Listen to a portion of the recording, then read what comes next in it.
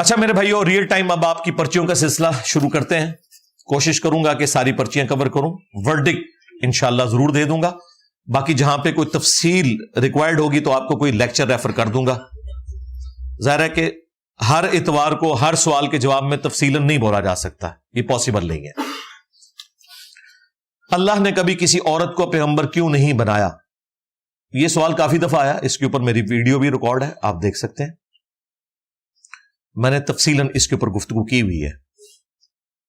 Technical reason اس کے پیچھے یہ ہے کہ عورتیں مردوں کو لیڈ کر نہیں سکتی اپنی کئی ایک فزیکل کمزوریوں کی وجہ سے. اگر سپوز کوئی مذہبی لیڈر ہو تب بھی مہینے میں کم از کم 6-7 دن تو اس پر ایسے آتے ہیں کہ وہ مسجد میں نہیں آ سکے گی، اور وہی 7 دن کرٹیکل بھی ہو سکتے ہیں کسی لیڈرشپ کے لیے. لہذا یہ پاسبل نہیں. اور پیغمبروں نے تو ایک ایکسٹروورٹ زندگی گزارنی ہوتی ہے، پبلک میں جانا ہوتا ہے، لوگوں کی رہنمائی کرنی ہوتی ہے. یہ پاسبل نہیں ہوتا. اور یہ کوئی ڈگریشن نہیں ہے عورتوں کی، ان کی ڈومین الگ ہے. پیغمبروں کی مائیں عورتیں ہی تھیں اور ان کے کئی فضائل ہیں. سیدہ مریم کے بارے میں اللہ تعالیٰ نے جو الفاظ استعمال کیے ہیں، رشک آتا ہے کہ کاش ان کی جگہ پہ ہم ہوتے. ہاں، سیدہ خدیجہ کے جو فضائل بخاری مسلم میں آئے ہیں، سیدہ فاطمہ کے جو فضائل آئے ہیں، سیدہ عائشہ کے آئے ہیں، یہ عورتیں ہی تھیں. تو فضائل اپنی جگہ، لیکن اس پوسٹ کے لیے وہ فٹ نہیں ہے. باقی کافی ساری ریزنز ہیں، آپ میری وہ ویڈیو دیکھ لیں تو انشاءاللہ کلیئر ہو جائے گا آپ کو. کیا ہم والدین کے احترام کے لیے کھڑے ہو سکتے ہیں؟ کیونکہ حدیث میں آتا ہے کہ نبی علیہ السلام اس کو ناپسند فرماتے تھے. جی، حدیث میں یہ آیا کہ نبی علیہ السلام ناپسند فرماتے تھے، اور یہ آیا کہ وہ اپنے لیے ناپسند کرتے تھے، اور یہ بھی آیا کہ آپ نے دوسروں کے احترام کے لیے ترغیب دلائی ہے. جب سعد ابن معاذ گدھے پر بیٹھے ہوئے آ رہے تھے، بخاری مسلم میں ہے، تو آپ نے کہا قوموا الی سیدکم، اپنے سردار کی طرف کھڑے ہو. ظاہر ان کو زخم بھی تھا، اتارنا بھی تھا. لوگ کہتے ہیں نہیں، وہ احترام کے لیے نہیں کھڑا کیا تھا، وہ ان کو اتارنے کے لیے کیا تھا. اتارنے کے لیے 2 بندے بھی کافی تھے. تو اس کے اوپر میری تفصیلی ویڈیو ریکارڈ ہے کہ کیا ٹیچر کے احترام میں آپ کھڑے ہو سکتے ہیں. ٹیچر کی یہ خواہش نہیں ہونی چاہیے کہ زبردستی میں کسی کو کھڑا کروں، وہ چیز غلط ہے. لیکن اگر آپ رسپیکٹ دینا چاہتے ہیں وہ آپ کا رائٹ ہے. ہاتھ بھی چوم سکتے ہیں بغیر حد رکوع جھکے ہوئے، ٹیچر کے بھی، ماں باپ کے بھی. کیا ہم اہل بیت کے وسیلے سے دعا کر سکتے ہیں، مثلا مولا علی علیہ السلام، سیدہ فاطمہ؟ یہ نبی علیہ السلام نے تعلیم نہیں فرمایا. آپ علیہ السلام نے تعلیم یہ فرمایا کہ آپ نے اللہ کی حمد کرنی ہے، محمد اور آل محمد صلی اللہ علیہ وآلہ وسلم پر درود شریف پڑھنا ہے. جامعہ ترمذی میں آیا، اس کے بعد اللہ تعالیٰ آپ کی دعا قبول کرے گا. یہ طریقہ ہے. وسیلے کے اوپر تفصیلی ویڈیوز میری ریکارڈ ہے. جو وسیلے جائز ہیں 5 قسم کے، وہ ہم مانتے ہیں.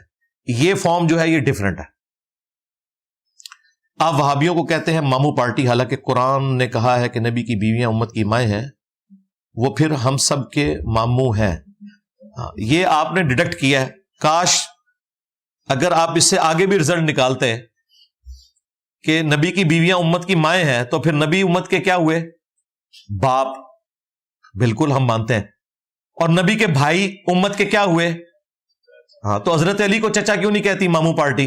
لو سامو، آج تک سنا ہے ان کی مردود شکلوں سے، زبانوں سے کبھی حضرت علی کے لیے کہ امت کے وہ چچا ہیں؟ کیونکہ نبی علیہ السلام نے دنیا اور آخرت میں انہیں اپنا بھائی بنایا. یہ ماموں بھی ان کے لیے ایک ہی رہ گیا. جو ماموں اس ماموں کے ہاتھوں قتل ہوئے ہیں، ان کا کبھی نام نہیں ان لوگوں نے لیا. بنو امیہ کے ہاتھوں قتل ہوئے ہیں عبداللہ ابن عمر، محمد بن ابی بکر، عبد الرحمن بن ابی بکر. تو یہ صرف ایک ایسے شخص کو ماموں کہہ کے اس کی فضیلت بیان کی جس کی فضیلت میں صحیح حدیثیں موجود نہیں تھی. اور دوسرا، یہ ماموں جس شخصیت کی وجہ سے بنے، ان کی تو مخالفت یہ بھی کرتے تھے، اور ان کے ابا جی بھی، جب وہ اسلام لے آئیں. سیدہ ام حبیبہ، وہ مسلمان تھیں اور یہ لوگ کافر تھے، اور بعد میں یہ مسلمان ہو کے فتح مکہ پہ اپنی رشتہ داریاں نبھا رہے ہیں. لو سامو. قادیانی کون ہے اور قادیانیوں کے ساتھ ہمارا رویہ کیسے ہونا چاہیے؟ نان مسلم ہے. ہمارا رویہ اخلاق کے ساتھ ختم نبوت کا عقیدہ ان کو سمجھانا ہے، اور ان کو جو دھوکہ لگا ہے کہ وہ چشتی رسول اللہ اور تھانوی رسول اللہ کی بنیاد کے اوپر اس دجال کو بھی مانے ہوئے ہیں کہ یہ لوگ بھی تو مانے ہوئے ہیں, ہم نے بھی مان لیا, تو کیا ہے ان کو بتانا ہے کہ اے بھی تو اڑے پر آسن جائے, ہمارا کوئی لینا دینا نہیں ان کے ساتھ. ختم نبوت اتنا واضح عقیدہ ہے. اس پہ میری یوٹیوب پہ ویڈیو ہے قادیانیوں کو مسلمان بنانے والی ویڈیو, وہ ایک ویڈیو کافی ہے ان کے لیے. باقی دنیا میں معروف طریقے سے چلنا ہے, لین دین کا معاملہ, کھانے پینے کا معاملہ, اس میں کوئی ممانعت والا مسئلہ نہیں ہے. جنت میں اولاد کو کس کے نام سے پکارا جائے گا؟ جنت تو خیر بعد میں آئے گی, قیامت کے دن ماں کے نام کے ساتھ اٹھایا جائے گا یا باپ کے ساتھ. یہ ایک جذباتی باتیں ہیں جو ہمارے پنجاب کے کلچر میں مشہور ہیں کہ جی اللہ تعالیٰ قیامت والے دن ماں کے نام سے پکارے گا تاکہ لوگوں کا پردہ رہ جائے. ایسا نہیں ہے, باپ کے نام سے ہی پکارا جائے گا. اور امام بخاری نے باقاعدہ اس کا رد کیا ہے وہ حدیث لے کر کہ قیامت والے دن ہر غدار کے لیے ایک جھنڈا میدان معاشر میں قائم کیا جائے گا اور بتایا جائے گا یہ فلاں بن فلاں ہے. اس سے امام بخاری نے رزلٹ نکالا کہ باپ کے نام سے پکارا جائے گا, کیونکہ عرب کے کلچر میں فلاں بن فلاں جب کسی کو کہا جاتا تھا, یہ تو ایک جنرل ہے نا, تو وہ باپ کے نام سے ہی پکارا جاتا تھا. ایکسیپشنز بھی ہیں, جس طرح محمد بن حنفیہ حضرت علی کے بیٹے تھے, نام محمد تھا لیکن اپنی ماں کی طرف منسوب تھے. یہ اکا دکا کیسز ہیں, ورنہ باپ کی طرف ہی منسوب ہوتے تھے. عبداللہ ابن عمر, حسین ابن علی, محمد بن ابی بکر, تو آپ دیکھیں باپ کی طرف ہی منسوب کیا جاتا تھا. یوٹیوب سے ارننگ کرنا کیسا ہے؟ یوٹیوب مونیٹائزیشن کی ارننگ, اس پہ میری تفصیلی ویڈیو ریکارڈ ہے. یہ ایک مقدمہ ہے, اس حوالے سے بھی ڈاکٹر ذاکر نائک نے گفتگو کی تھی, لیکن چونکہ وہ ایک ایسا مذہبی ایشو نہیں تھا جس کے اوپر میں ضرورتاً آج بھی بولتا, ورنہ آدھا گھنٹہ اس پہ بھی لگ جاتا, اس لیے میں نے اس کو سکپ کیا. اس پہ آپ میری ویڈیو دیکھ لیں. ڈاکٹر ذاکر نائک کی جو 80% باتیں ہیں وہ بالکل درست ہیں, 20% ہمیں ان سے اختلاف ہے اس مسئلے میں. میں نہ ان مولویوں کی طرح ہوں جنہوں نے کھل کے حرام کی کمائیاں کھائی ہیں, اور نہ ڈاکٹر ذاکر نائک کی طرح کیٹاگوریکل ڈینائل کرتا ہوں اس کا. ہماری ویڈیو اس کے پر ریکارڈ ہے, وہ آپ دیکھ لیں. والد اگر استطاعت کے باوجود اولاد کے شرعی اور دنیاوی حقوق پورے نہ کرے, وہ بھی جان بوجھ کر, حالانکہ وہ آسانی سے کر سکتے ہیں, تو اولاد کا والد کے ساتھ کیا رد عمل ہونا چاہیے؟ جی آپ نے وہی کرنا ہے. وہ اگر اللہ کی نافرمانی کر رہے ہیں, اس کے جواب میں آپ نے نافرمانی نہیں کرنی. یہ جو سورہ عشورہ میں آیت آئی نا کہ برائی کا بدلہ اسی لیول کی برائی ہے, اور معاف کر دو تو اللہ کے حضور اجر پکا ہے, یہ ماں باپ کے کیس میں نہیں ہے. ماں باپ کے ساتھ آپ نے بہرحال اس نے ضرور کرنا ہے. ان کو آپ نے یہ نہیں کہنا کہ آپ نے بچپن میں ہمارے ساتھ یہ کیا تھا تو ہم بڑھاپے میں آپ کے ساتھ یہ کریں گے, سیدھا دوزخ ہی جاؤ گے. ہاں ماں باپ کافر بھی ہیں, ان کے ساتھ اس نے سلوک کرنا ہے. ہاں قرآن میں 5 مقامات پہ توحید کے بعد پہلے نمبر پہ ماں باپ کا ذکر آیا. اس لیے ابھی جو میری 191 نمبر کلاس ہوئی ہے نا, قرآن کلاس, پوری ایک کلاس میں نے وَبِالْوَالِدَيْنِ إِحْسَانًا کے اوپر ساری آیات کوٹ کی ہیں, ریفرنس میں احادیث کوٹ کی ہیں. 1 گھنٹہ میں نے صرف اس ٹکڑے پہ لگایا. اس کو آپ نے مذاق نہیں سمجھنا. ماں باپ کے ساتھ آپ کسی صورت برا سلوک کر ہی نہیں سکتے, چاہے آپ کو پوری زندگی ان سے تکلیفیں اٹھانی پڑی. دنیا میں معروف طریقے سے آپ نے ان کے ساتھ چلنا ہے, اور ان کے برے کام میں ان کی تابعداری بھی نہیں کرنی. یعنی اگر ماں کہتی ہے کہ داڑھی منڈوا دو, نہ, پھر آپ نے ماں کو بتانا ہے میں نے اس کا کلمہ پڑھا جس کی قبر مدینے میں. ہاں میرے نبی سا ہے ہی کوئی نہیں, ماں جی تسی تے چاہی کوئی نہیں. ہاں اسی پہ میں نے بولا تھا کہ جو مائیں اپنے بچوں کی داڑیاں منڈواتی ہیں, اپنی بچیوں کے پردے ختم کرواتی ہیں, ان کو ڈرنا چاہیے کہ اللہ رسول کے مقابلے پہ تم کوئی شے نہیں ہو, لیکن احترام اپنی جگہ رہے گا. پرائورٹی اللہ کے نبی کی ہے. بخاری مسلم میں حدیث ہے, تم میں سے کوئی اس وقت تک مؤمن ہی نہیں ہو سکتا جب تک کہ میں اسے اس کے ماں باپ تے شاہی کوئی نہیں اللہ کے نبی کے مقابلے پہ, اس کی اولاد سب لوگوں سے بڑھ کر محبوب نہ ہو جاؤں. اور ایک اور حدیث ہے بخاری مسلم میں کہ اس نے ایمان کی حلاوت چکھ لی جس میں 3 نشانیاں ہیں. نمبر 1 اللہ اور اس کا رسول اسے پوری کائنات میں سب سے بڑھ کر محبوب ہو. نمبر 2 دوستی اور دشمنی کا معیار اللہ کی ذات. اور نمبر 3 کفر کی طرف جانا, اسلام کو چھوڑ دینا اس کے لیے اتنا ہی مشکل ہو جائے جتنا زندہ آگ میں جلایا جانا. یعنی وہ جلنے کے لیے تیار ہو جائے لیکن اسلام نہ چھوڑے. یہ اعلیٰ ترین درجہ ہے. ویسے زندگی موت کی کشمکش میں اگر کوئی کلمہ کفر بول دے تو سورۃ النحل کی آیت نمبر 106 میں آیا کہ دل ایمان پر ٹھکا ہو اور زبان سے کلمات کفر گن پوائنٹ پہ کوئی نکلوا لے تلوار کی نوک کے اوپر تو آپ کہہ سکتے ہیں جان بچانے کے لیے, لیکن وہ فتویٰ ہے, یہ تقویٰ ہے. کیا اسلامک بینکنگ جو پاکستان میں ہے وہ شریعت کے اصولوں پر ہے؟ جی, ہماری اس کے اوپر ویڈیو دیکھ لیں. اکا دکا چیزوں پہ ہمیں اختلاف ہے اور وہ بھی ان کی مجبوری ہے, انشاءاللہ وہ بھی ایڈریس ہو جائیں گی, باقی اسلامی کی ہے. زندگی میں کامیاب ہونا چاہتا ہوں, کچھ کرنا چاہتا ہوں. جی, سب کی یہ خواہش ہوتی ہے. مرنے سے پہلے ایک مسجد بنانا چاہتا ہوں. پاویں نمازی ایک بھی نہ بنا سکا پوری زندگی. جب بھی کوشش کرتا ہوں کوئی نہ کوئی رکاوٹ آ جاتی. جی, اسی طرح ہی ہوگا. جنت تک پہنچنا کوئی آسان ہے؟ بخاری اور مسلم دونوں میں حدیث ہے, نبی علیہ السلام نے فرمایا اللہ تعالیٰ نے جنت کو ناگوار چیزوں سے ڈھانپا ہوا ہے.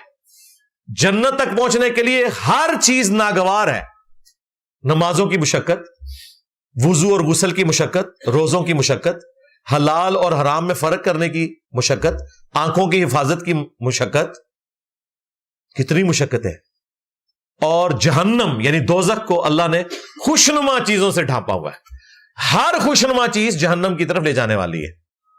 لیکن دیکھیں اللہ نے بیلنس کیسا کیا ہے کہ جنت میں وہ تمام چیزیں آپ کو انعام ملیں گی جن چیزوں سے دنیا میں بچنے کے لیے اللہ نے آپ کو حکم دیا تھا.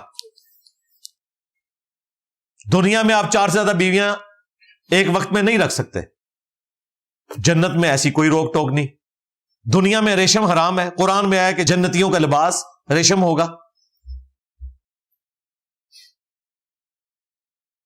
شراب آخرت میں ہوگی, اگرچہ وہ ڈیفرنٹ ہے, لیکن بہرحال اللہ تعالیٰ نے کمپنسیشن کر دی.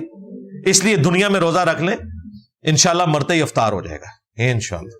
ہمارے خاندان میں شادی ہو یا بچہ پیدا ہو تو دیسی گھی کی چوری بانٹتے ہیں.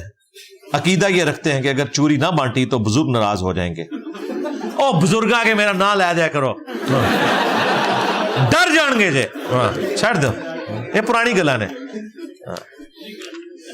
بس چوری کھلاتے ہوئے آپ نعرہ لگا دیں میرے نبی سا ہے ہی کوئی نہیں, سارے بابے شاہی کوئی نہیں.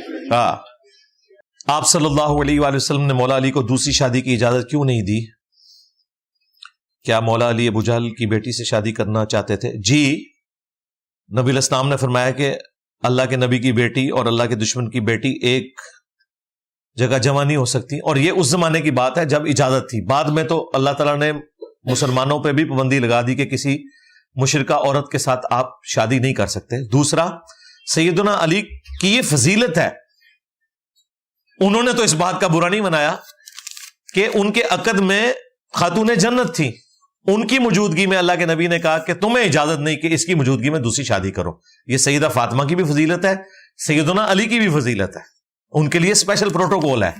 مجھے بتائیں, جس کی بیوی جنتی عورتوں کی سردار ہو اور اس سے اولاد وہ پیدا ہونے والی ہے جو جنتی نوجوانوں کی سردار ہے, تو سیدنا علی کے لیے یہ قربانی کوئی بڑی قربانی تو نہیں تھی, یہ ان کے لیے فضیلت والی چیز ہے. اگر اس میں آپ یہ پوچھنا چاہ رہے ہیں کہ شریعت کو نبی علیہ السلام نے بدل دیا, تو ایسا نہیں تھا.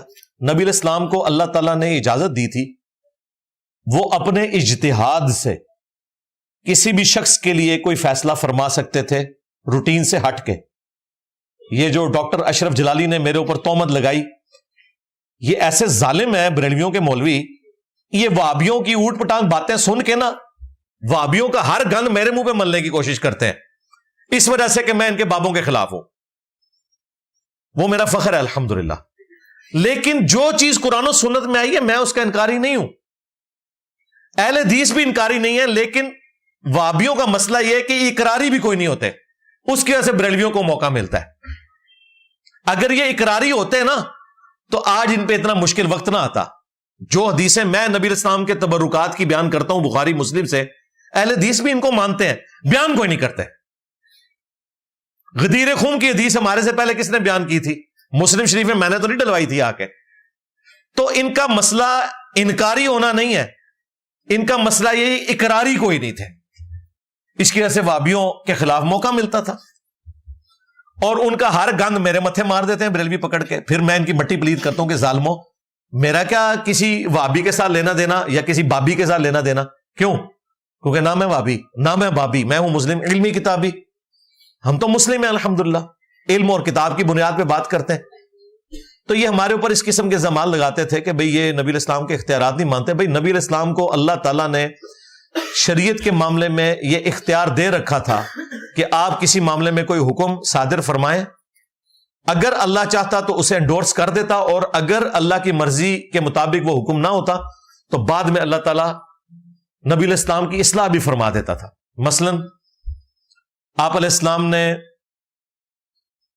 فرمایا کہ اگر مجھے امت کا خیال نہ ہو تو میں مسواک کرنے کا حکم دے دوں، میں حکم دے دوں، لیکن نبی الاسلام نے نہیں دیا. یہ اللہ نے اختیار دیا تھا، چاہے تو امت کے لیے آپ کر دیں. اگر مجھے امت کا خیال نہ ہو تو میں عشاء کی نماز میں تاخیر کا حکم دے دوں. یہ بھی حدیث ہے بخاری مسلم میں، مسواک والی حدیث بھی بخاری مسلم میں. اسی طریقے سے وہ بھی حدیث بخاری مسلم میں ہے اتنی مشہور. ایک غریب آدمی نے جب روزہ توڑ لیا اور حضور کی خدمت میں حاضر ہوا، کہا یا رسول اللہ کیا کروں؟ فرمایا غلام آزاد کر. ان کا یا رسول اللہ میں تو بڑا غریب ہوں. فرمایا 60 روزے رکھ. ان کا یا رسول اللہ ایک نہیں رکھا گیا، 60 کہاں سے رکھوں گا؟ کہا 60 مسکینوں کو کھانا کھلا. عرض کیا حضور سب سے بڑا مسکین تو میں ہوں. آپ فرمایا بیٹھ جا. اب شریعت تو یہاں ختم ہو گئی نا، آگے سے اختیارات مصطفیٰ شروع ہوئے ہیں جو اللہ نے دیے. ہاں تھوڑی دیر بعد کوئی کھجوروں کا ٹوکرا گفٹ لے کے آپ نے فرمایا اور روزہ توڑنے والا کدھر ہے؟ جا یہ مدینے کے غریبوں میں تقسیم کر دے، تیرے روزے کا کفارہ ادا. اور وہ دیکھیں اس کا بھی کانفیڈنس آسمانوں پہ ہے. وہ کہہ رہے یا رسول اللہ مجھ سے زیادہ تو غریب ہی کوئی نہیں. یعنی وہ حضور سے کہہ رہا تھا کہ آپ سمجھ رہے ہیں نا میں کیا کہنا چاہ رہا ہوں. تو نبی علیہ السلام سمجھ گئے اور آپ اتنا مسکرائے کہ صحابہ کہتے ہیں آپ کی داڑھیں بھی نظر آ گئی. اس حدیث پہ مسکرانا بھی سنت ہے جس میں داڑھیں بھی ظاہر ہو جائیں. فرمایا چل خود ہی کھا لے، اپنے بچوں کو کھلا دے، تیرے روزے کا کفارہ ادا ہو جائے گا، لیکن یہ حکم تیرے لیے خاص ہے. تو اس طرح کے کئی مواقع آئے ہیں، لیکن کئی جگہ پہ جہاں اللہ تعالیٰ نے کسی فیصلے کو ناپسند فرمایا تو منع بھی فرما دیا. جس طرح غزوہ بدر کے قیدی چھوڑنے کے معاملے میں اس کو ناپسند فرمایا، لیکن پھر کہا کہ اب چونکہ چھوڑ بیٹھے ہو تو ٹھیک ہے، جو فدیہ لے لیا اسے استعمال کرو. تم نے ایک اجتہاد کیا اور وہ اجتہاد پسند نہیں آیا، اس لیے نبی معصوم ہوتے ہیں. اگر وہ کہیں اجتہادی غلطی کریں تو اللہ تعالیٰ اسے ہائی لائٹ کر دیتا ہے. نبی کے سوا کسی شخص کے لیے یہ چیز نہیں ہے کہ وہ کوئی غلطی کرے تو اللہ تعالیٰ اس کی اصلاح کرے گا. ہاں نبی کی زندگی میں کر سکتا ہے کہ نبی علیہ السلام پہ وہی نازل ہو کے فلاں کو بتائیں تم نے غلط کام کیا. حضور کے جانے کے بعد یہ دروازہ بند، ختم نبوت کی وجہ سے اب جو بھی فیصلہ کرنا ہے وہ ہم نے خود کرنا ہے قرآن و سنت کی روشنی میں.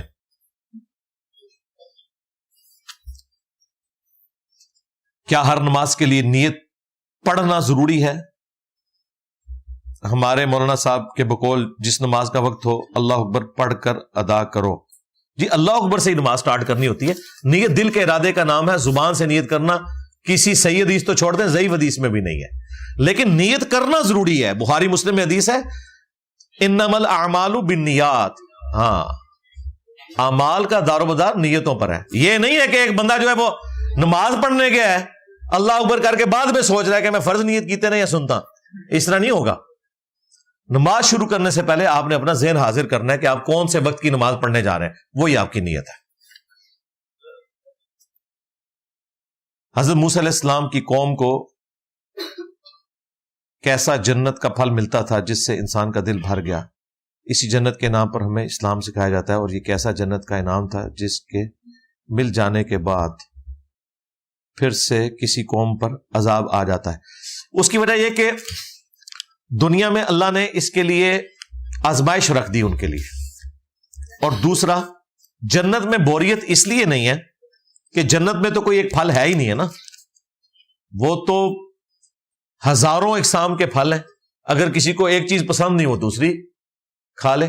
تو دنیا میں تو 2 میوے ان کے لیے نازل ہوئے نا، من اور سلوا، اور وہ بھی ہم اسے ایک جنتی خوراک کے طور پر کہتے ہیں اس اعتبار سے کہ وہ اللہ کی طرف سے اسپیشل آئی. باقی میرے علم میں نہیں کہ اسے اس اعتبار سے جنتی کہا جائے کہ وہ جنت سے من اور سلوا نازل ہوا تھا، ایسی بات کوئی نہیں ہے. وہ پرندے اسی دنیا میں رہتے تھے.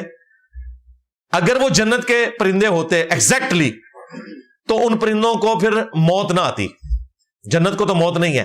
جیسے ہی وہ پرندہ ذبح کرتے نا, ہڈیاں رکھتے, دوبارہ سے پرندہ جو ہے وہ وہاں سے اڑ کے چلا جاتا, کیونکہ جنت کو موت نہیں ہے. ہاں, یہ ذہن میں رکھیے گا. بخاری مسلم حدیث ہے, آپ سورج گرہن کی نماز پڑھا رہے تھے, نماز میں چند قدم آگے چلے, آپ نے اپنے مبارک ہاتھ اوپر کیے, پھر واپس کیے. صحابہ نے کہا آج آپ نے نماز میں ایسا عمل کیا ہے جو آج سے پہلے ہم نے آپ کو کرتے ہوئے نہیں دیکھا.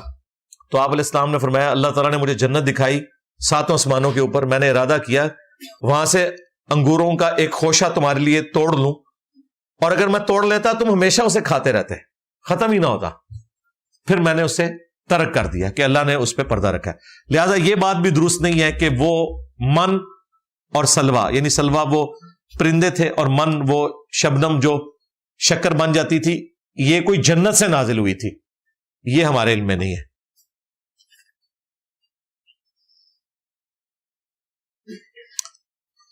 If the doctor has clearly stated that cigarette is, یہ کیا لکھا ہوا ہے, fatal for your, کیوں جی؟ تو کس نے حلال قرار دیا ہے؟ ہم تو حرام ہی کہتے ہیں, ہم نے تو نہیں حلال کہا اس کو. سگریٹ کے اوپر میری ویڈیو دیکھ لیں. باقی جو علماء اس کے لیے مکروہ تحریمی کا ورڈ استعمال کرتے ہیں, اس کے پیچھے ایک ٹیکنیکل ریزن ہے. اس کا یہ مطلب نہیں کہ اسے حلال کہتے ہیں, وہ یہ کہتے ہیں کہ چونکہ سگریٹ کے لفظ کے ساتھ قرآن و سنت میں کوئی چیز رپورٹ نہیں ہوئی, لہذا سگریٹ کے ورڈ کے ساتھ جب ہم حرام بولیں گے نا تو اس کا مکسچر ہو جائے گا شراب اور باقی چیزوں کے ساتھ. ہیروئن بھی نشہ آور چیز ہے نا. اب قرآن و حدیث میں ہیروئن کے نام کے ساتھ تو حرام نہیں لکھا ہوا, نشہ آور چیز لکھی ہوئی ہے. اس لیے پھر وہ کرالری چونکہ بنائی جاتی ہے, اس لیے پھر وہ الفاظ کا چناؤ ایسا کیا جاتا ہے. اور میرا خیال ہے یہ پرانے بزرگوں کی احتیاط کہہ لیں, اور آج کے دور میں اس کی وجہ سے مس ہینڈلنگ ہو رہی ہے. میرا خیال ہے آپ کلیئر کٹ حرام کا لفظ ہی بولنا چاہیے, اور ساتھ کلیریفائی کرنا چاہیے کہ حرام ہے قرآن و سنت کے دلائل کی روشنی میں. وہ علماء ڈرتے تھے کہ اگر ہم نے حرام کا ورڈ بولا نا تو ہمیں پھر قرآن و سنت سے ایگزیکٹلی یہ لفظ دکھانا پڑے گا. اس وجہ سے پھر وہ دوسرے الفاظ, کبھی مکروہ تحریمی, اس قسم کے الفاظ استعمال کرتے تھے, ناجائز. وہ ساری چیزوں کا مطلب حرام ہی ہوتا تھا. اگر زمانے جہالت میں عورت پر ظلم ہوتا تھا تو حضرت ختیجہ اتنی کامیاب تجارت کیسے کر سکتی؟ پیسہ تھا بھی. ساری عورتوں پہ تو ظلم نہیں ہوتا تھا, سارے صحابہ پہ بھی ظلم نہیں ہوا. غریب صاحب ہی بےچارے جو ہیں وہ کوئلوں پہ لیٹے ہیں, امیروں کے ساتھ تو ظلم نہیں ہوئے. تو یہ غریبوں کی ہمیشہ شامت آتی ہے, لیکن آخرت میں نہیں. صحیح مسلم میں حدیث ہے کہ میرے جو غریب اصحاب ہیں وہ امیر صحابہ سے 40 سال پہلے جنت میں پہنچ جائیں گے. ظاہر ہے 50,000 سال کا دن ہے نا قیامت کا, 50,000 سال کا, اور جو غریب ہیں وہ 40 سال پہلے جنت میں چلے جائیں گے. 50,000 سال میں تو 40 سال آ جاتے ہیں نا. تو لوگ یہ کہتے ہیں یہ کیسے ہو گئے, 40 سال کیسے پہلے چلے جائیں گے؟ بھائی 50,000 سال کے دن میں 40 سال پہلے وہ چلے جائیں گے. تو اس اعتبار سے امیر لوگ بھی تھے, ان کے ساتھ استحصال والا معاملہ نہیں تھا.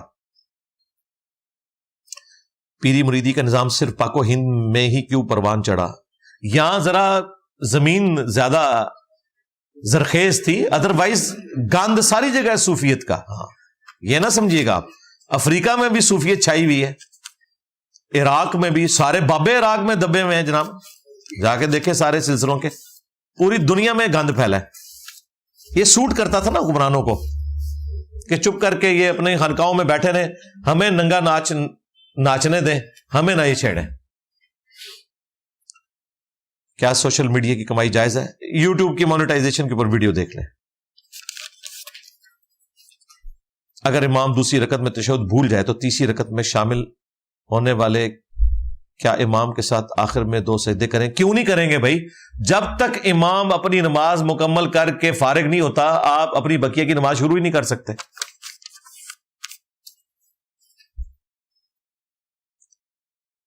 کیسے پتا چلے گا کہ نیکی اللہ کی توفیق سے ہو رہی ہے اور اللہ کی طرف سے تہجد کی نماز مل رہی ہے؟ اگر تو آپ کے اپنے فرقے کا کوئی بزرگ تہجد پڑھ رہا ہے تو اللہ کی طرف سے ہے, اگر کوئی دوسرے فرقے کا پڑھ رہا ہے نا تو وہ شیطان کی طرف سے. یہ میں نے جواب اس لیے دیا کہ یہ نیکیوں کی، داڑیوں کی، پگڑیوں کی، نمازوں کی دھوسے لگاتے ہیں. جی فلاں حضرت ان کی تو تہجد قضا نہیں ہوئی ہے، انجینئر صاحب کہتے ہیں ان کے عقیدے بھی خراب ہے. جی وہ فلاں حضرت جس حضرت کو کافر سمجھتے ہیں نا، اس کی بھی 40 سال سے کوئی نماز نہیں قضا ہوئی ہے. باپا جانی، ہاں اگر کوئی رائے ونڈ کے بزرگوں کی دھوس لگائے اس کو کوئی باپا جانی بھی، اس کی بھی کبھی قضا نہیں ہوئی ہے تکبیر اولا، کہے گا اس کے عقیدے ٹھیک نہیں، ان کو تو بھی عقیدے ٹھیک نہیں. ایک کوئی کرائٹیریا نہیں ہے. باقی اگر آپ انڈیویجول اپنے لیے پوچھ رہے ہیں تو آپ کے لیے حدیث یہ ہے کہ صحیح مسلم میں حدیث ہے، حدیث قدسی، کافی لمبی ہے، میں نے کئی ویڈیوز میں سنائی ہے. مائی فیورٹ حدیث قدسی آپ لکھیں یوٹیوب پہ، ویڈیو کھل جائے گی جس میں 10 باتیں ذکر ہوئی ہیں. ان میں سے اینڈ پہ ہے کہ اگر کوئی نیکی کی توفیق ہو تمہیں اے انسان تو اسے اللہ کی طرف منسوب کرنا، اور اگر برائی ہو تو اسے اپنے نفس کا وبال سمجھنا. یہ ہمیں تعلیم دیا گیا ہے کہ ہم نے ہر نیکی کو اللہ کی طرف منسوب کرنا ہے. لا حول ولا قوت الا باللہ. اگر مولا علی کو پکارنا یا علی مدد کہنا شرک ہے تو لبیک یا رسول اللہ کہنا کیسے ٹھیک ہے؟ لبیک یا رسول اللہ کی جگہ مولا علی کو مدد کے لیے پکارنا، یہ 2 باتیں کیسے آپ نے اکٹھی کر دی بھائی؟ آپ بریانی کو اور روٹی کو کیسے کمپیئر کر سکتے ہیں؟ آپ پتہ کیا سوال پوچھ رہے ہیں؟ اگر بریانی چمچ کے ساتھ کھائی جاتی ہے تو روٹی کے ساتھ چمچ کیوں نہیں استعمال کرتے؟ ہم کہیں گے کہ بھائی وہ ڈیفرنٹ ہے. ہاں آپ یہ سوال کر سکتے ہیں کہ علی بھائی آپ نے بریانی تو چمچ کے ساتھ کھائی تھی اور پلاؤ ڈائریکٹ ہاتھوں سے کیوں کھایا؟ تو کمپیریزن سمجھ آتا ہے. اوپر لکھ رہے ہیں یا علی مدد، نیچے لکھ رہے ہیں لبیک یا رسول اللہ، نیچے لکھیں یا رسول اللہ مدد. پھر ہم آپ کو بتائیں کہ بھی دونوں ہی غلط ہے. لبیک یا رسول اللہ کے ایکویلنٹ آئے گا لبیک یا علی، اپنی محبت کا اظہار. المدد اگر بولیں گے خواہ کسی نبی کے ساتھ، فرشتے کے ساتھ یا کسی صحابی کے ساتھ، تو بھائی وہ شرک ہے.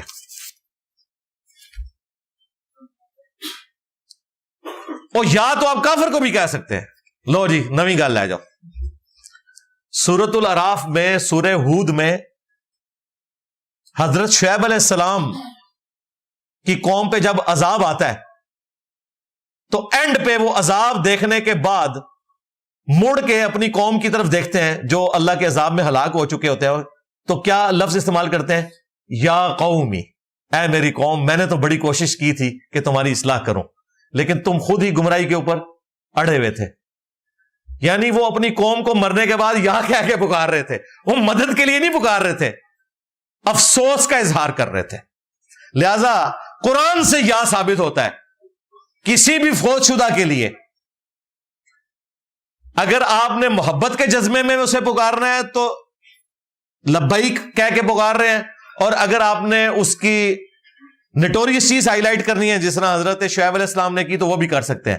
مدد دونوں صورتوں میں نہیں مانگ سکتے. ٹھیک ہو گیا جی؟ اچھی بدعت اور بری بدعت میں کیا فرق ہے؟ بدعت بدعت ہی ہوتی ہے. اچھی بدعت کوئی ٹرم نہیں ہے، اچھا طریقہ ہے. صحیح مسلم میں کہ اسلام میں جو اچھا طریقہ نکالے اسے ثواب ملے گا، اور جتنے لوگ اس پہ عمل کریں گے ان کا ثواب بھی ملے گا. اسلام میں اچھا طریقہ، دین میں نیا طریقہ بدعت کے طور پہ جاری کرنا نہیں. اسلام میں اچھا طریقہ ہے بخاری اور مسلم کو پرنٹ کرنا، ویڈیوز کو کیمرے میں ریکارڈ کرنا. لیکن بخاری مسلم میں وہی لکھنا ہے جو نبی الاسلام نے بیان کیا، کیمرے میں آپ نے وہی ریکارڈ کرانا ہے جو قرآن و سنت میں ہے. یہ اچھے طریقے ہیں. اچھا طریقہ ہے مسجد میں ایئر کنڈیشن لگانا، قالین بچھانا. اچھا طریقہ ہے ہوائی جہاز پہ حج کے لیے جانا، لیکن حج اسی طریقے پہ کرنا ہے جو نبی الاسلام نے سکھایا. تو اچھے طریقے اور اچھے بدعت میں آپ فرق سمجھیں. بدعتیں انہوں نے شروع کی ہوئی ہیں. اب دیکھیں یہ بدعت کس لیول تک پہنچ چکی ہے. کئی شیعہ حضرات سلام سے پہلے یا علی مدد کہہ رہے ہوتے ہیں سامنے والے بندے کو. یہ ہے بدعت. اسلام میں خود سے چیز داخل کر لی. بریلویوں نے اقامت کے ساتھ بھی صلاۃ والسلام شروع کر دیا. وابی ان کو تنگ کرتے تھے نا، جو اذان نہ پڑھتے ہو کامن نہ کیوں نہیں پڑھتے، کام ہونے کا لوسام شروع کر دیجئے. ہاں ڈاکٹر طاہر القادری صاحب کو کتنا عرصہ تک وابی لوگ کہتے رہے کہ ڈاکٹر صاحب اگر یہ عید میلاد النبی کے اوپر آپ ہر سال مینار پاکستان میں 11 اور 12 ربیع الاول کی درمیانی رات پروگرام کرتے ہیں اور آپ اسے عید میلاد النبی کہتے ہیں تو عید کی تو نماز ہونی چاہیے. کچھ سال تو وہ سنتے رہے، کئی سالوں سے اب نماز بھی شروع کرا دی ہے انہوں نے. تہجد کے وقت نا جب نبی علیہ السلام کی پیدائش کا وقت آتا ہے تو وہ وہاں پہ نماز پڑھواتے ہیں، انہوں نے کہا جی تسی کیا سو نماز نہیں ہوتی، لو سامو شروع کراتی جائے. تو یہ ایک تفصیل طلب ٹاپک ہے، اس کے لیے آپ میری ویڈیو دیکھیں. اچھی بدعت اور بری بدعت میں فرق، وہ میں نے ٹرم ان کی یوز کی ہے. اچھی بدعت کوئی بھی نہیں ہوتی، اچھا طریقہ برا طریقہ ہوتا ہے. بدعتیں ساری بری ہوتی ہیں جو دین کے اندر جاری ہوں. من احدث فی امرنا ھذا فہو رد، بخاری مسلم کی حدیث ہے، جس نے ہمارے دین میں کوئی نئی چیز داخل کر دی وہ مردود ہے. کسی شخص کو کیسے راغب کیا جائے؟ قرآن ترجمے سے پڑھے. اگر مسلمان ہے تو کوئی مشکل نہیں ہے، کافر ہے تو پہلے اسے اللہ کا تعارف کرائیں، اور اگر مسلمان ہے اور قرآن کی طرف نہیں آ رہا تو پھر اسے بتائیں کہ بھائی اللہ کے نبی اپنے بعد اپنی امت کے لیے جو چیز چھوڑ کے گئے ہیں وہ قرآن اور اہل بیت، قرآن اور سنت ہی ہے. اور آج کے اس ماڈرن دور میں بھی کوئی بے وقوف آدمی بھی ایسا نہیں ہوگا کہ اس کا دوست اگر کسی دوسری لینگویج میں اسے خط لکھے دوسرے ملک سے تو وہ اس کا ترجمہ نہ کروائے، بس اس خط کو چومتا رہے. اور تیرے رب نے جو عربی میں قرآن بھیجا، جو اردو میں ٹرانسلیٹ بھی ہو چکا ہے، تو عربی میں چوم رہا ہے اور تلاوت کر رہا ہے، یہ نہیں دیکھ رہا اس میں میسج کیا لکھا ہوا ہے. ٹھیک ہو گیا؟ اس طرح قائل کر سکتے ہیں ہم. جو رشتہ دار لڑائیاں کرواتے ہیں آپس میں ان کے ساتھ کیا سلوک کیا جائے؟ بھائی ان سے آپ ان کے سائے سے بھی بھاگیں، یہ سلوک کریں ان کے ساتھ. باقی جو خوشی غمی ہے اس میں آپ ضرور شریک ہوں، آگے پیچھے کوئی دوستیاں گاٹنے کی ضرورت نہیں. بریڈوی لوگ امام حسین علیہ السلام کے نیزے پر قرآن پڑھنے کے دفاع میں دلائل النبوہ کی کتاب سے ایک آدمی کے مرنے کے بعد زندہ ہونے کا، او یار چھوڑ دیں اللہ کے بندو، یہ واضح اللہ کا اصول ہے، جو مر گیا وہ دنیا میں واپس نہیں آ سکتا. سب جعلی روایتیں ہیں. جو کوئی بھی یہ کہے کہ حضرت محمد صلی اللہ علیہ وسلم نے اللہ کو اپنی آنکھوں سے دیکھا، اس نے جھوٹ بولا. حضرت عائشہ سے روایت ہے، جی بخاری مسلم ہے.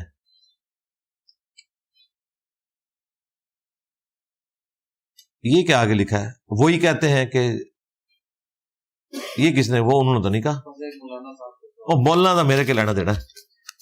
ہاں آپ اس کے لیے میری ویڈیو دیکھیں، مکمل واقعہ معراج، اس میں نے بیان کیا ہے. جو اصحاب کہہ رہے ہیں نا کہ نبی علیہ السلام نے اللہ کو دیکھا، جس طرح کہ عبداللہ ابن عباس مسلم شریف میں آتا ہے، وہ دل کی آنکھوں سے دیکھنا کہہ رہے ہیں، ان آنکھوں سے دیکھنا نہیں. اور وہ دل کی آنکھوں سے دیکھنا جامع ترمذی میں آیا، خواب میں زیارت کی ہے، بیداری میں نہیں. آخرت میں سب کریں گے انشاءاللہ. میں اپنے گھر والوں کو خصوصاً اپنی والدہ کو 11ویں دینے اور ختم دلوانے سے کیسے منع کروں؟ یار یہ تو بات کی چیزیں، پہلے انہیں تعارف کروائیں کہ حاجت روا مشکل کشا ایک اللہ ہے. توحید درست کریں. یہ 11ویں ماتم میلاد یہ چھوٹی چھوٹی چیزیں ہیں، ان کا نمبر بعد میں آتا ہے. پہلی چیز ہے توحید صحیح کریں کہ آپ کے نفع اور نقصان کا مالک اللہ ہے اور کوئی کچھ نہیں کر سکتا. یہ بدعات ہیں، ان کو بعد میں ایڈریس کریں، پہلے توحید صحیح کریں. کیا جمعہ کے خطبہ کے درمیان جو لوگ دعا کرتے ہیں وہ اللہ اور اس کے رسول صلی اللہ علیہ وآلہ وسلم سے ثابت ہے؟ دیکھیں انڈیویجولی آپ جو بھی عمل کریں اس کے اوپر کوئی قدغن نہیں ہے. 2 خطبوں کے درمیان بھی آپ دعا کر سکتے ہیں. وہ جنرل حدیث تو ہے مسلم شریف میں کہ جمعے کے دن ایک لمحہ ایسا ہے جو قبولیت کا آتا ہے، اس میں اگر آپ اس وقت بھی دعا کرنا چاہتے ہیں وہ آپ کریں. صرف خطبے کے دوران آپ اونچی آواز میں بول نہیں سکتے، شور نہیں بجا سکتے. خطیب جو خطبہ دے رہا ہے اس خطبے میں اگر نبی علیہ السلام کا نام آئے دروشی بھی پڑھیں، کوئی مسئلہ نہیں ہے، لیکن اتنی بلند آواز سے نہیں کہ وہ خطبہ دینے والا ڈسٹرب ہو. جس طرح انسان کے جذبات ہوتے ہیں کیا اسی طرح خدا کے ہوتے ہیں یا اس سے مختلف ہے؟ اللہ کی تو مثال ہی کوئی نہیں، لیس کمثلہ شیء. اللہ تعالیٰ کے نہ کوئی اس طرح کے جذبات ہیں کہ وہ مغلوب ہو جائے. باقی اللہ تعالیٰ چیزوں کو پسند فرماتا ہے، ناپسند کرتا ہے. اللہ خوش بھی ہوتا ہے، ناراض بھی ہوتا ہے، جو قرآن و سنت میں ہے. لیکن یہ وہ والی چیز نہیں جس طرح ہمارا ہوتا ہے کہ موڈ آف ہو گیا. اللہ جب ناراض ہوتا ہے تو اللہ کا موڈ نہیں آف ہوتا، اللہ کو کوئی پرواہ ہی نہیں ہے. زمین و آسمان کی ساری مخلوقات اللہ کی نافرمان ہو جائیں، اللہ ناراض ہوگا، موڈ نہیں آف ہوگا. اللہ کہہ رہا ہے ختم کروں گا، نئی مخلوقات لے آؤں گا، کوئی پرواہ نہیں. وہ مسلم شریف کی جو حدیث قدسی میں نے بتایا نا جس میں 10 باتیں ہیں، اس میں یہ الفاظ ہیں کہ اگر تمام جن و انس اس نیک بندے کے مانند ہو جائیں جو تم میں سب سے نیک ہے تو میری شان کو بڑھا نہیں سکتے، اور تمام جن و انس سب سے زیادہ نافرمان بندے کی طرح ہو جائیں تو میری شان میں کوئی فرق نہیں ڈال سکتے۔ اللہ کو تو کوئی فرق نہیں پڑتا۔ لیس کمثلہ شیء، اللہ کی مثل کوئی شے نہیں۔ خدا کے نزدیک اسلام ہی سب سے بہترین دین ہے۔ جس سب سے بہترین نہیں، اسلام ہی دین ہے۔ ان الدین عند اللہ الاسلام، تمام انبیاء نے اسی دین کی دعوت دی، لیکن اسلام میں وہ ایمان کا کون سا درجہ ہے جو ہمیں اللہ کا دوست، عام فہم ولی بنا دے؟ جی اس کے لیے مسئلہ نمبر 120 دیکھیں، سورۃ الفرقان کے آخری رکوع کی روشنی میں اللہ کے اولیاء کی 12 خصوصیات جو قرآن میں رپورٹ ہوئی ہیں، ان کے لیے آپ کوشش کریں، وہ قرآن میں بیان ہوئی ہیں۔ اگر ہمارا سلیپنگ شیڈیول خراب ہو، مثلا دن کے وقت سونا، رات کو جاگنا، مگر ہم اپنی نمازوں کو قائم رکھیں تو کیا درست ہے؟ جی درست ہے، جائز ہے۔ اور جو لوگ اپنی جابز کی وجہ سے ایسا کر رہے ہیں تو ان کے پاس تو کوئی اور چارہ نہیں ہے۔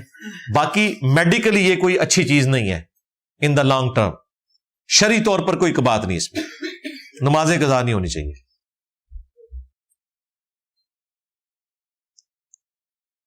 اللہ نے پچھلی آیتوں کی جگہ نئی آیتیں اتاری، جبکہ اللہ تعالیٰ تو پچھلی آیتوں کی جگہ نئی آیتیں اتارنے کی ضرورت نہیں تھی۔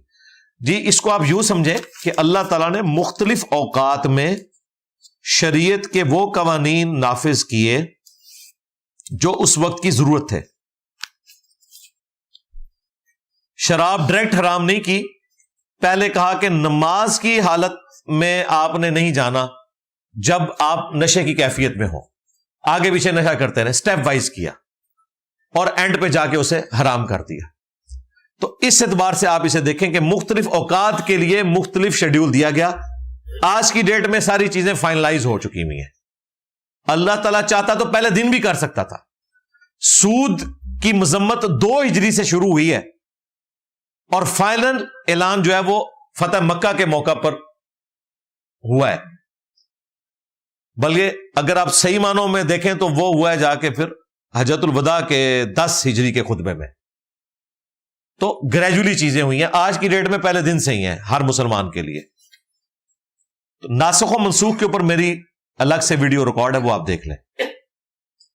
بینک میں رکھنے کے لیے جو پیسہ ڈی ویلیو ہو جاتا ہے اس کے بارے میں بتائیں، کئی دفعہ بتایا سونا رکھیں، آپ پیسہ رکھیں ہی نہ، یا فورن کرنسی اکاؤنٹ کھول لیں ڈالرز میں، پھر ڈی ویلیو نہیں ہوگا۔ اس کی بنیاد پہ ہم آپ کو سود کھانے کی اجازت نہیں دے سکتے۔ جوائنٹ فیملی سسٹم کا اسلام میں کس حد تک منع کیا کہ نہیں؟ منع کوئی نہیں کیا گیا، ہم یہ نہیں کہتے یہ منع ہے۔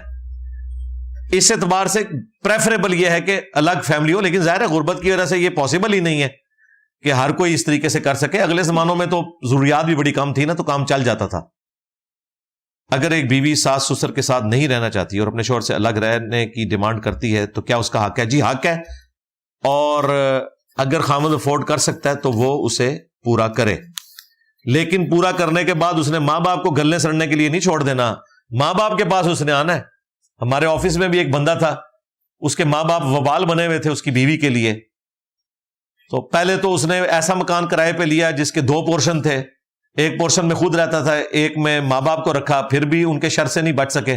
ظاہر ہے بوڑھے ہو گئے ہیں، اپنی زندگی گزار چکے ہیں، اب وہ چاہتے ہیں کہ اولاد کے اوپر بھی ہماری حکمرانی ہو، تو بھئی ان کی زندگی گزارنے کا وقت کب آئے گا؟ ریٹائر ہو جاؤ، عزت کی زندگی گزارو۔ جو ساس سسر وقت سے پہلے ریٹائر ہو جاتے ہیں انہیں کھانا بھی ٹائم پہ ملتا ہے، کپڑے بھی استری ہوئے ملتے ہیں، اور جو ریٹائر ہونے کی کوشش نہیں کرتے، نہ کچن سے نہ باقی معاملات سے لچ فرائی کر کے رکھتے ہیں، وہ اپنی اولاد کے ہاتھوں میں بے عزت ہوتے ہیں، اپنے پوتے پوتیوں کے ہاتھوں میں بے عزت ہوتے ہیں، کچھ بھی نہیں کماتا۔ بھائی اللہ توبہ کرو، آخرت کی تیاری کرو یار، پوری زندگی تم لوگوں نے حکمرانی کی ہے۔ یہ میجورٹی گھروں میں یہی مسئلہ ہے۔ میرے پاس تو سارا فیڈ بیک آتا ہے نا، تو اس لیے مجھے اس چیز کا آئیڈیا ہے۔ پھر اس بیچارے نے 2 پورشن لیے، پھر بھی نہیں، پھر اس نے الٹیمیٹلی 2 مکان کرائے پہ لیے، ایک میں بیوی بچے رکھے اور قریبی ماں باپ کو رکھا، پھر وہ اپنے گھر میں بھی وقت گزارتا تھا تھوڑی دیر کے لیے، ماں باپ کا بھی کوئی حال حوال پوچھتا تھا، بچوں کو بھی ملوا لاتا تھا، تو اس طریقے سے یہ وہ معاملات چلا رہا تھا۔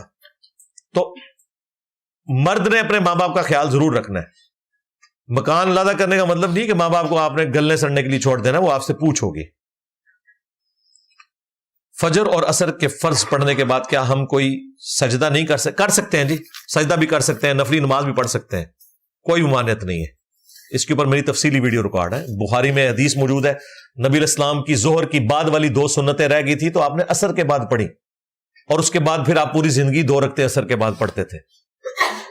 تو ام سلمہ سے پوچھا گیا یہ عصر کے بعد نبی علیہ السلام 2 نفل کون سے پڑھتے تھے؟ تو انہوں نے کہا وہ تو حضور نے ایک دفعہ بائی چانس آپ کو پڑھنے پڑے، کیونکہ آپ کی ظہر کی 2 رکعتیں رہ گئی تھیں، وہ آپ نے عصر کے بعد پڑھی، لیکن آپ علیہ السلام کی عادت تھی کہ جب آپ کوئی نیکی کا کام شروع کرتے تھے تو پھر مسلسل کرتے تھے، پھر آپ نے کہا چلو میں اب روزانہ ہی پڑھا کروں گا، تو اس سے ثابت ہوا کہ آپ پڑھ سکتے ہیں۔ کیا آپ علیہ السلام کی نبوت سے پہلے جو زندگی تھی اس میں جو انہوں نے فرمایا یا نصیحت کی وہ بھی احادیث میں ہوگی؟ اس وقت کی تو کوئی چیزیں رپورٹ ہی نہیں ہوئی ہیں، چند ایک واقعات ہیں وہ خود آپ نے رپورٹ کی ہیں۔ مثلا مسلم شریف میں حدیث ہے کہ میں اس پتھر کو پہچانتا ہوں جو بعثت سے پہلے مجھے سلام کیا کرتا تھا۔ تو نبی علیہ السلام کو اعلان نبوت سے کچھ عرصہ پہلے اللہ کی طرف سے اس طرح کے سمٹمز آنا شروع ہو گئے تھے کہ آپ کی شخصیت غیر معمولی شخصیت ہے۔ یہ نہیں تھا کہ آپ نے 40 سال تک انتظار کیا کہ میں نے 40ویں سال میں جا کے نبی ہونے کا اعلان کرنا ہے، ورنہ تو یہ آپ علیہ السلام کو کتنی تکلیف میں ڈالنا تھا۔ ہمیں حق پتہ چلتا ہے تو ہم کہتے ہیں پوری دنیا کو بتائیں، ایک دن نہیں گزار سکتے اس کے بغیر۔ تو نبی کو 40 سال تک اللہ تعالیٰ انتظار کرواتا نہیں، نبی اللہ کی حفاظت میں ہوتا ہے، لیکن اسے مبعوث اللہ تعالیٰ اسی وقت کرتا ہے جب چاہتا ہے۔ حضرت عیسیٰ علیہ السلام کو ماں کی گود میں مبعوث کر دیا، ان کی پیدائشی انتہائی معجزانہ تھی۔ حضرت عیسیٰ علیہ السلام جیسی تو پرسنالٹی کوئی نہیں ہے، ان کی مثال ایک الگ ہے۔ حضرت موسیٰ علیہ السلام بھی 40 سال کی عمر میں مبعوث ہوئے ہیں، ہمارے نبی علیہ السلام بھی 40 سال کی عمر میں مبعوث ہوئے ہیں۔ عیسیٰ علیہ السلام کا ایک اسپیشل سٹیٹس تھا، چونکہ وہ بنی اسرائیل کی طرف پیغمبر بنا کے بھیجے گئے تھے، مسلمانوں کی طرف۔ باقی جو انبیاء آتے ہیں عموماً کافروں کی طرف آتے ہیں اور وہاں وہ ہدایت کرتے ہیں۔ حضرت عیسیٰ علیہ السلام آخری پیغمبر تھے بنی اسرائیل کے لیے، بنی اسرائیل کے آخری پیغمبر وہی ہیں، اس لیے اللہ تعالیٰ نے ان کو غیر معمولی معجزات دیے تھے تاکہ کوئی مولوی انکار نہ کر سکے کہ یہ اللہ کے پیغمبر ہے۔ پھر بھی مولویوں نے حضرت عیسیٰ علیہ السلام نے سکون نہیں لینے دیتا۔ مولوی زنا علماء یہود کون تھے یار؟ اس وقت کے مولوی تھے نا، اور کافر بھی نہیں تھے، وہی مولوی تھے جو کہہ رہے تھے کہ ہمارے پیغمبر نے آنا ہے، اور اسی پیغمبر کو انہوں نے نعوذ باللہ دجال کہنا شروع کر دیا، ان کی والدہ کے اوپر تہمت لگائی۔ قصص الانبیاء کتاب میں جو نبیوں کے قصے درج ہیں حافظ ابن کثیر نے لکھی ہے، جی اس میں جھوٹ سچ سب کچھ مکس ہے، تو جو تحکیم کے ساتھ ہے وہ آپ پڑھیں۔ کیا قرآن کی پہلی تفسیر ابن عباس کی تفسیر تو ہی جعلی ہے، خود مانتے ہیں انفی بھی۔ ہاں ابن عباس کے جو اقوال آئے ہیں حدیث کی کتابوں میں کسی آیت سے متعلق وہ درست ہیں، وہ تو بخاری میں موجود ہیں۔ تفسیر ابن عباس کوئی ثابت نہیں ہے، خود تقی عثمانی صاحب نے کہہ دیا فراڈ ہے۔ اگر کسی پر جادو کالا علم ہوا ہو کیا اثرات ہوں گے؟ کیا یہ واقعی؟ جی جادو ہو جاتا ہے، باقی اثرات کے لیے آپ عاملین سے رابطہ کریں، میری فیلڈ نہیں ہے۔ ہم سب بھائیوں کے نام ابو لفظ سے شروع ہوتے ہیں، تو میں اپنے بچے کا نام ابو علی رکھ سکتا ہوں، ابو موسیٰ رکھ سکتے ہیں، آپ ابو تراب رکھیں نا، ابو علی کیوں رکھتے ہیں؟ ابو الحسن رکھیں، حضرت علی کی کنیت ہے، تو ان دونوں میں سے کوئی رکھ لیں، باقی جو آپ پوچھ رہے ہیں وہ بھی رکھ سکتے ہیں۔ نماز جمع صرف ظہر اور عصر کے وقت کر سکتے ہیں، لیکن عصر کے ٹائم جمع کرنے کی کیا دلیل ہے؟ اور عشاء کے وقت میں؟ جی جامعہ ترمذی میں تینوں اوقات لکھے ہیں، جمع تقدیم، جمع تاخیر، جمع سوری۔ ہاں ترمذی میں پوری تفصیل ہے، میرا آپ کلپ دیکھیں گے آپ کو سارے دلائل مل جائیں گے، ظہر کے ساتھ بھی ثابت ہے، عصر کے وقت میں بھی ثابت ہے، اور درمیان میں بھی۔ پینشن کے بارے میں بتائیے گا، اسلام میں کس طرح جائز ہے؟ اسلام میں کس طرح ناجائز ہے یہ آپ بتائیں نا۔ ناجائز کے لیے دلیل چاہیے، جائز ہونے کے لیے تو کوئی دلیل نہیں چاہیے۔ تو باقی شرعی طور پر میں نے اس کے اوپر ڈسکشن کی ہوئی ہے کہ جو سرکاری جابز ہیں وہ پینشن اس کے پیکج کا حصہ ہوتی ہے۔ جب پہلے دن ایک بندہ نوکری جوائن کرتا ہے نا، وہ سرکاری نوکری جو اڈاپٹ کرتا ہے وہ اسی بنیاد پہ کرتا ہے کہ میں اس عمر تک خدمت کروں گا سرکاری ادارے کی، اتنی تنخواہ کے اوپر, اور ریٹائرمنٹ کے بعد میرا ادارہ مجھے سپورٹ کرے گا. اب اگر کوئی کہتا ہے کہ جی پرائیویٹ تو ایسا نہیں ہوتا, تو بھائی پرائیویٹ میں تو پھر تنخواہیں بھی زیادہ ہوتی ہیں, سرکاری نوکری میں تو تنخواہیں بھی کم ہیں. تو وہ کم تنخواہ میں گزارا اس لیے کر رہا ہے کہ بعد میں پینشن ملے. پھر جو بندہ اپنا کاروبار کر رہا ہے, سرکاری ملازم تو اپنا کاروبار بھی نہیں پیرلل میں کر سکتا, جو کر رہے ہیں وہ 2 نمبری کر رہے ہیں. اس طرح کا کوئی کاروبار نہیں کر سکتا کہ وہ اپنے ڈیوٹی آورز کو چھوڑے اور اس طریقے سے اپنے معاملات کو, خصوصاً آفیسرز میں تو یہ پابندی ہوتی ہے, یا کنفلکٹ آف انٹرسٹ آ جائے کسی کا.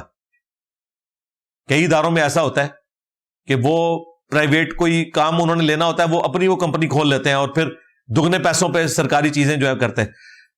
میری ایک ویڈیو دیکھ لیں, سرکاری ملازمین سے متعلق 30 کوسچنز, یہ ایک کمال کی ویڈیو ہے. 30 سوالات تھے. ہمارے ایک دوست ہیں میجر صاحب, انہوں نے اکٹھے کیے تھے سارے سرکاری اداروں سے, اور وہ میں نے ایک نشست میں ایڈریس کیے, وہ آپ ویڈیو دیکھ لیں. اہل تشیع جمعہ کیوں نہیں ادا کرتے؟ پتہ نہیں آپ کے علاقے کے نہیں کرتے ہیں, ان سے پوچھیں, آپ جیلوں میں پڑھ لیا کریں. یار خامنائی صاحب نے اتنا بڑا جمعہ پڑھایا ہے, تو سارے رل کے ایک جمعہ اس طرح نہیں پڑھا سکتے. ایران کا جمعہ نہیں دیکھا ابھی آپ نے؟ ہاں, تو جمعہ تو ہوتا ہے نا. بائک پر بیٹھنے کا مدنی طریقہ کیا ہے؟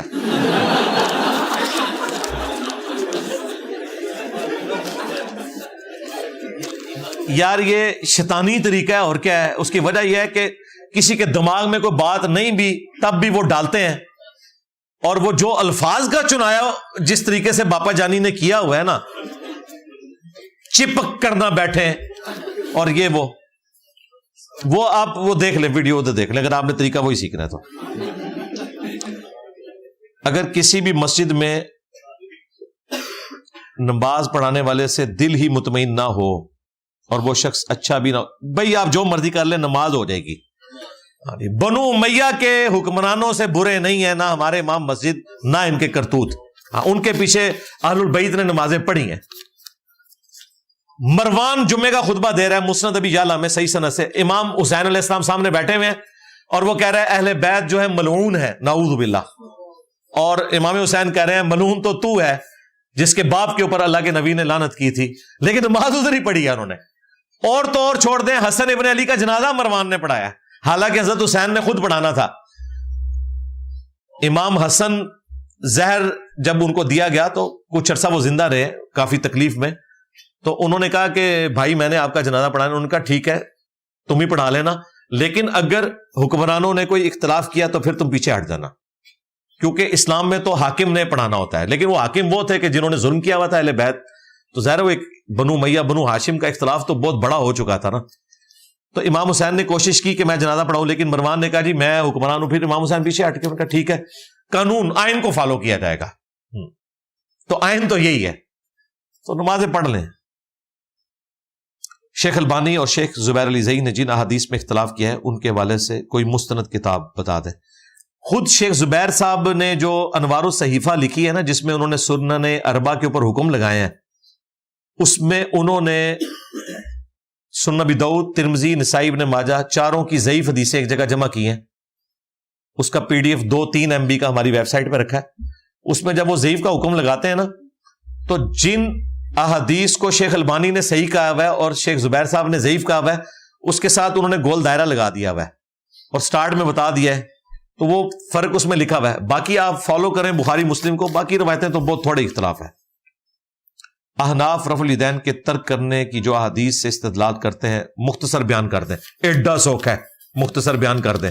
مسئلہ 70B ریکارڈ ہے, 2.25 گھنٹے میں صدیوں کا اختلاف سمیٹ دیا ہوا ہے اللہ کے فضل سے, وہ دیکھ لیں. ڈاکٹر اسرار کئی بار یہ بیان کر چکے ہیں کہ دعا اللہ ہی سے مانگی جائے, اس کے بعد کسی فرشتے یا ولی کی روح سے وہ کام اللہ تعالیٰ چاہے تو لے لے. اس کے بارے میں آپ کی کیا رائے ہے؟ یہ انہوں نے اجتہاداً ایک شاہ ولی اللہ کا قول نقل کیا تھا کہ بھئی مرنے کے بعد جو اللہ کے نیک بندے ہیں ان کی روحوں کو اللہ تعالیٰ کوئی کام منسوب کر دے. یہ بات میں نے ڈاکٹر اسرار صاحب سے خود بھی پوچھی تھی, تو انہوں نے کہا یہ شاہ ولی اللہ کا اجتہاد ہے جو میں نے بیان کیا ہے, دلیل اس کی کوئی بھی نہیں ہے, یعنی کہانی ہے. لیکن اس میں کوئی شرک والا معاملہ نہیں ہوتا. جب اللہ کی طرف کو منسوب کر دیتا ہے نا اس حوالے سے کہ مرنے کے بعد اللہ تعالیٰ کسی کی ڈیوٹی لگاتا ہے اور وہ کام کرتا ہے، کام کرتا رہے، کام تو فرشتے بھی کر رہے ہیں، میں نے پکارنا نہیں اس کو. یعنی اگر عبد القادر جیلانی کو کام کر رہے ہیں تو مجھے اس سے کوئی انٹرسٹ نہیں، کرتے نہیں. ہمیں اختلاف ہوگا جب آپ عبد القادر جیلانی کو کہیں گے کہ 2 بوتلیں نیسلے دیے بھیج دو. ہاں، یہ آپ حضرت میکائیل کو بھی نہیں کہہ سکتے کہ بارش برسات ہو، گرمی کا موسم قریب آ رہا ہے. نہیں، اللہ سے کہنا ہے بارش برسات ہو. اگر والد کی کمائی میں حرام کا حصہ شامل ہو تو بالغ اولاد پر اس کا وبال ہوگا؟ نہیں ہوگا. بالغ اولاد پہ کیوں ہوگا؟ بالغ اولاد بس طریقے سے سمجھائے، اس کے بعد ان کا وبال انہیں پہ ہی ہوگا. اور جیسے ہی آپ کا کوئی روزگار لگے تو آپ اپنا رزق اس حوالے سے الگ کر لیں. والدین کے اصالہ ثواب کے لیے کل شریف کروا سکتے ہیں. اصالہ ثواب کے 10 طریقے میری ویڈیو دیکھ لیں.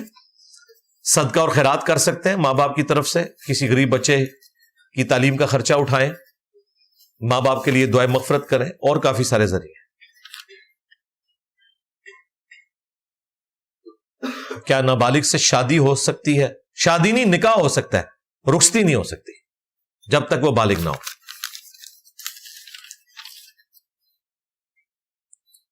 قضا نمازوں کے بارے میں کچھ بتا دیں. توبہ کریں جی اور آندہ سے نمازیں آپ پڑھیں. ویڈیو جی بالکل ہے، قضائے عمری کا طریقہ، اس کے لیے ٹرم یوز ہوتی ہے ہمارے سب کانٹیننٹ میں، قضائے عمری. اس پہ میں نے تفصیلاً گفتگو کی ہوئی ہے، وہ دیکھ لیں. اہل تشیع کے نزدیک آیت تکمیل قرآن غدیر خم پر اعلان ولایت کے بعد نازل ہوئی، اس پر آپ کا کیا موقف ہے؟ اہل سنت کے ہاں تو یہ نازل ہوئی ہے، بخاری مسلم میں آیا حجۃ الوداع کے موقع کے اوپر. وہ اس سے 1.5 مہینے بعد کہتے ہیں نازل ہوئی ہے، تو کوئی نہیں، 1 ہی سال کی بات کر رہے ہیں. باقی رزلٹ جو وہ نکال رہے ہیں نہ وہ ہے، اور نہ جو سنی نکالنے کی کوشش کرتے ہیں وہ ہے.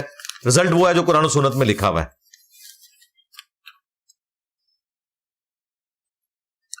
کیا ہمارا یہ بہانہ کہ فوج ہی لڑنے کے لیے درست ہے جبکہ قرآن تو جہاد کو صرف فوج تک محدود؟ جی ہمارا کوئی بہانہ نہیں ہے.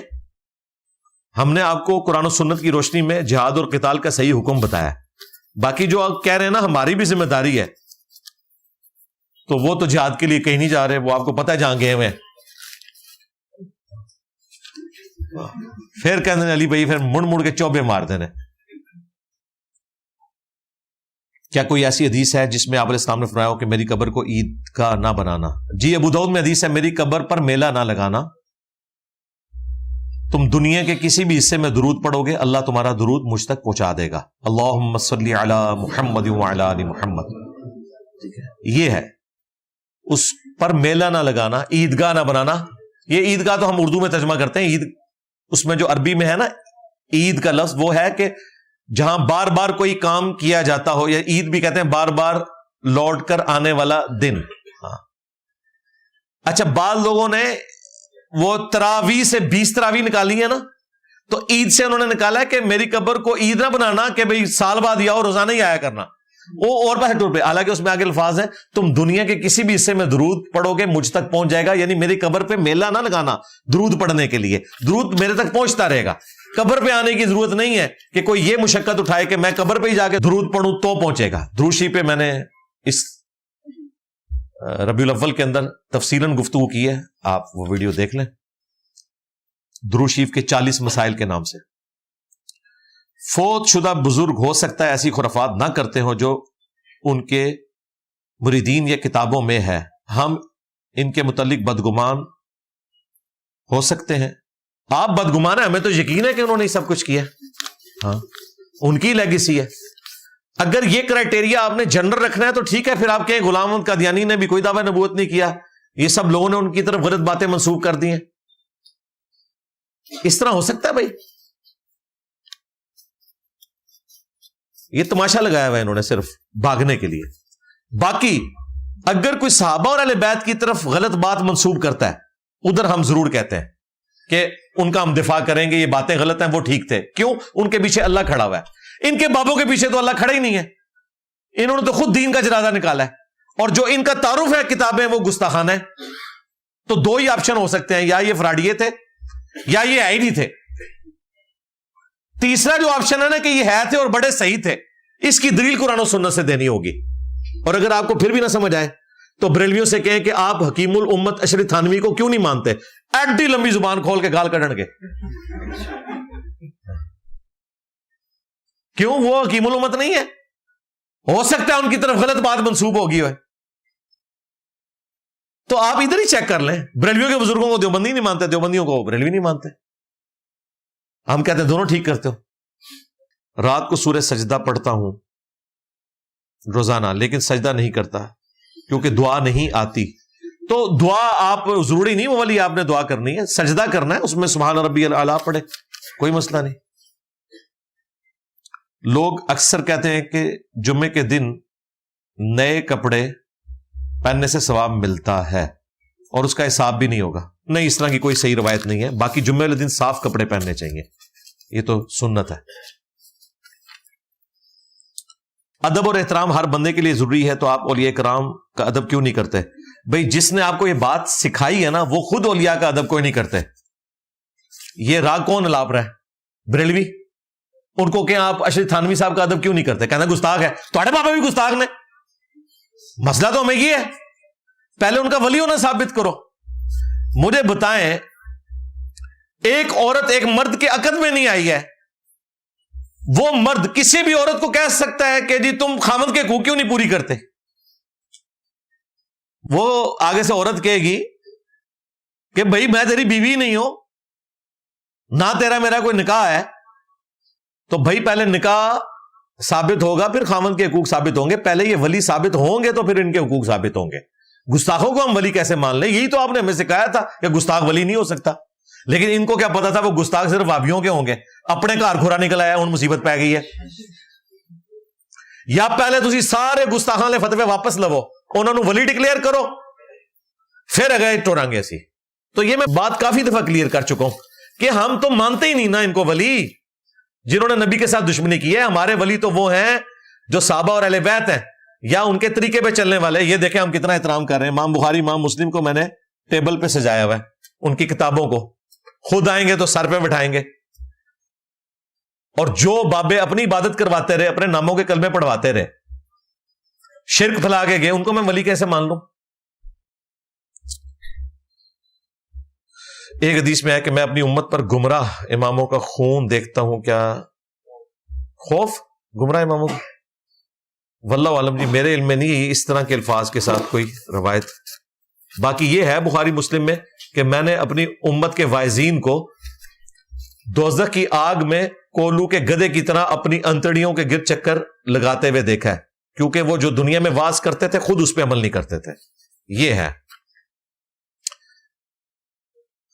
بخاری کی حدیث نمبر 278 میں جو موسیٰ علیہ السلام کے لیے بات آئی کہ انہیں نہاتے ہوئے دیکھا گیا. دوست، اس میں گستاخی کوئی گستاخی نہیں بھائی. آج بھی جو لوگ نہر میں نہانے کے لیے جاتے ہیں نا، انہوں نے نیچے کوئی نہ کوئی چھوٹا پجامہ پہنا ہوتا ہے. 100% کپڑے اتار کے کوئی نہیں نہا رہا ہوتا. یہ ذہن میں رکھیے گا. لہذا اس میں لکھا ہو یا نہ لکھا ہو، یہ امپلائڈ ہے کہ مکمل طور پہ ایسا نہیں تھا، بلکہ اوپر ایک چھوٹا نکر والا معاملہ تھا. اس لیے کوئی اس میں گستاخی والا معاملہ نہیں ہے. لو جی، آخری پرچی. کیا نبی الاسلام قیامت کے دن اپنی ساری امت کے لیے شفاعت کریں گے؟ جی، ساری امت کے لیے سوائے جو شرک کرنے والے ہیں. وہ بخاری مسلم میں حدیث ہے، اللہ نے ہر نبی کو ایک دعا دی تھی جو اس نے دنیا میں کر لی. میں نے اپنی دعا اپنی امت کے لیے سنبھال کے رکھی ہے. میری دعا سے میرے ہر امتی کو نفع پہنچے گا، سوائے اس کے کہ جس نے دنیا میں شرک کیا. شرک والے کے لیے کوئی نبی الاسلام کی شفاعت ہے ہی نہیں ہے. جو گناہگار لوگ توبہ نہیں کرتے مرنے سے پہلے، وہ لوگ، یہ کیا آگے لکھا ہے، مشرک کے علاوہ ہر ایک کے لیے شفاعت ہوگی. جامع ترمذی اور ابن ماجہ میں حدیث ہے کہ میری شفاعت اللہ تعالیٰ نے میری امت کے گناہ کبیرہ کرنے والے لوگوں کے حق میں بھی قبول کرنی ہے قیامت کے دن. ہاں، لیکن وہ فیصلہ اللہ نے کرنا ہے. ہاں، یہ کسی کے اختیار میں نہیں کہ وہ دھونس کے ساتھ شفاعت کر سکے. یہ بالاذن ہوگی، بالوجاہت نہیں ہوگی. شفاعت رسول کا عقیدہ، اس پہ میری تفصیلی ویڈیو ہے، وہ آپ دیکھ لیں. لے جی، آپ کا یہ پورا تھدا اللہ کے فضل سے میں نے مکمل کر دیا ہے. میرے ممبر پہ آنے سے پہلے جو سوالات آئے تھے باقی ان میں بھی کوئی ایسا سوال نہیں ہے جو پہلے میں نے ایڈریس نہ کیا ہو. اگر بعض لوگ لیٹ آئے ہیں اور ان کا کوئی کوشچن ہے تو وہ رومن میں ٹائپ کریں, یوٹیوب پہ جا کے لکھیں, انشاءاللہ تعالیٰ آپ کو اس کے اوپر ایک نہیں درجنوں ویڈیوز انشاءاللہ تعالیٰ کھل جائیں گی. اب آخر میں دعا کر لیتے ہیں. کافی سارے بھائیوں نے بہنوں نے دعاؤں کے لیے کہا ہوا ہے, کئی فوت شدگان ہیں ان کے لیے دعا کرنی ہے, کئی بیماروں کے لیے, اور بھی کئی ایک پرابلمز لوگوں کے, اس کے بغیر بھی دعا تو ایک مؤمن کا ہتھیار ہے. اللہم انی اسألک بانک انت اللہ لا الہ الا انت الاحد الصمد الذی لم یلد ولم یولد ولم یکن لہ کفوا احد وإلہکم الہ واحد لا الہ الا هو الرحمن الرحیم الف لام میم اللہ لا الہ الا هو الحی القیوم اللہم صلی علی محمد وعلی آل محمد ربنا آتنا فی الدنیا حسنہ وفی الآخرۃ حسنۃ وقنا عذاب النار رب ارحمہما کما ربیانی صغیرا ربنا هب لنا من ازواجنا وذریاتنا قرۃ اعین وجعلنا للمتقین اماما اللہم اغفر لحینا ومیتنا وشاہدنا وغائبنا وصغیرنا وکبیرنا وذکرنا وانثانا اللہم من احییتہ منا فاحیہ علی الاسلام ومن توفیتہ منا فتوفہ علی الایمان. اے اللہ جن ان بھلائیوں کا سوال تیرے محبوب صلی اللہ علیہ وآلہ وسلم نے تجھ سے کیا, ہمارے حق میں, ہمارے ماں باپ کے حق میں, ہمارے بیوی بچوں کے حق میں, پوری امت کے حق میں قبول و منظور فرما. جن جن چیزوں کے شر سے تیرے محبوب صلی اللہ علیہ وآلہ وسلم نے تیری پناہ طلب کی, تمام مسلمانوں کو ان چیزوں کے شر سے اپنی پناہ عطا فرما.